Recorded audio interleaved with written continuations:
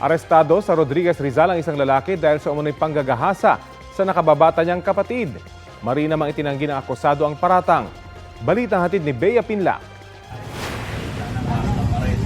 Hindi na pumalag ang 19 anyos na lalaking ito nang arestuhin siya sa bisa ng warrant of arrest malapit sa bahay niya sa Rodriguez Rizal. Ang lalaki, ginahasa umano ang 14 anyos niyang kapatid sa Taguig noong nakaraang taon.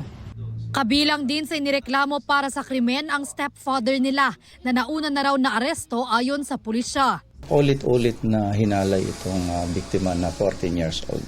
Ang pinailan ng kaso nito yung kanyang stepfather na ang nagreklamo ay kapatid niya mismo. At hindi niya alam na kasama rin pala siya na kinasuhan. So nagulat siya at meron siyang warrant.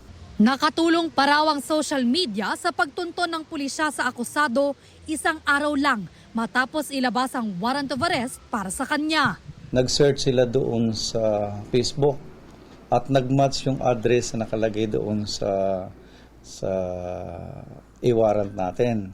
And then, nung tinignan nila, nag-positive yung address. Pero giit ng akusado, Ay, wala pong katotohanan yan, ma'am. Kasi nasa trabaho po ako niyan eh. Diniin lang nila ako dyan, nasisi lang ako. Wala naman ako hinangad sa kanila masama dahil kapatid ko sila. Hindi ako natatakot ba na harapin yung kaso kasi wala naman talaga eh. walang inirekomendang piyansa para sa kasong rape na kinahaharap ng akusado. Bea Pinlac, nagbabalita para sa GMA Integrated News.